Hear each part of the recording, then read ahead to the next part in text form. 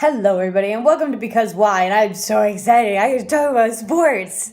Now, Marin posed an excellent question, which I am so excited to answer because I just know. I know the answer. I know the answer to this cue, and I'm going to share it with you, and I'm so excited. Marin's question was, is there such a thing as being predisposed to a certain sport? And her example was, would Michael Phelps be as good of a track runner as he is a swimmer? Now, there have been immense studies about what makes people good at certain sports. From the moment you are conceived, you are already bad at certain sports.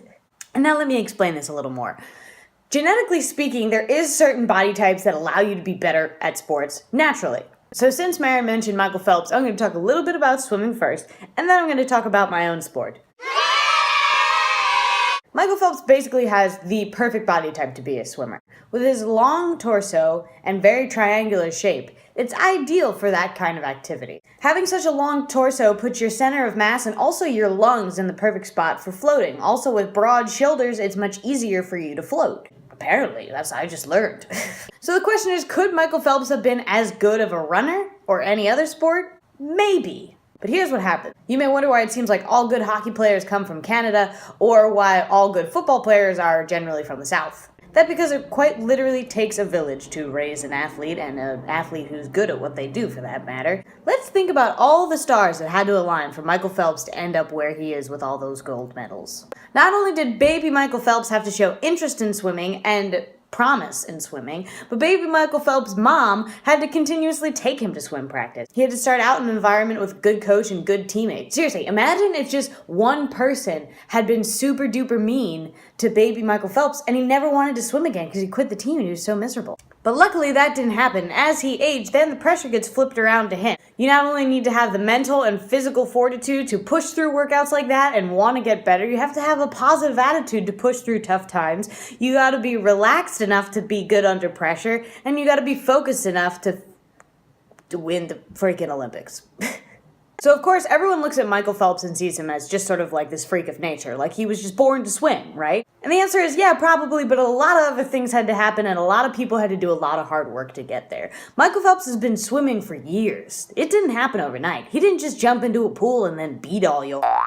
That's the skinny on the Michael Phelps story, but let's turn our attention towards rowing, because that's something I can talk about with a lot of authority. So just as we saw that a lot of things had to happen for Michael Phelps to become the athlete that he is today, if just one of the pieces of that puzzle is missing, it can end very differently. For instance, when we talk about rowing, the ideal rower is tall as hell. They also have very long and strong leg muscle. Really, the driving and the length of the legs is what matters, because you have your blade in the water for longer, the longer your legs are. So let's take me, for example. When it comes to rowing, geographically speaking, I have all the right tools at my disposal. I grew up in Philadelphia, right near Boathouse Row, right near a lot of very, very famous boathouses. I loved rowing, I loved doing it, and I loved working hard at it, but there was something that was always going to get in my way no matter how hard I tried. I'm 5'1".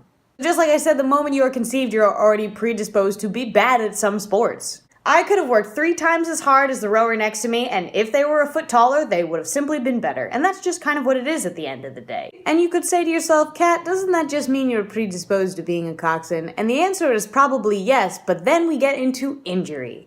Michael Phelps' older sister was attempting to get onto the U.S. team, but she had an injury get in her way. In a similar kind of vein with being a coxswain, I have nerve paralysis in one vocal cord. So what does this mean? What stars have to align to make a champion athlete? When I say championship athlete, I'm not saying somebody who's good. I'm saying somebody who's a damn freak of nature. If you ever want to see freaks of nature, go ahead and Google the kiwi pear.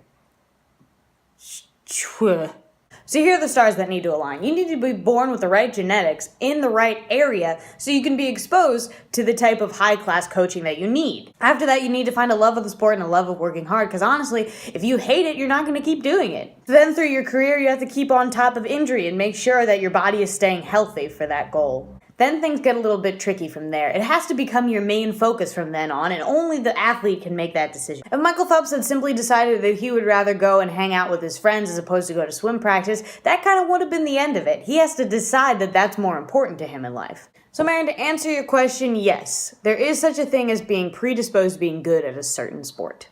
But a lot of things have to happen for you to be a worldwide champion of that sport.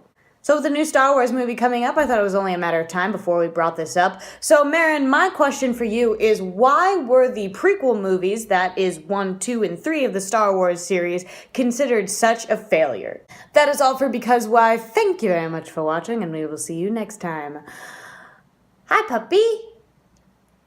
Bye.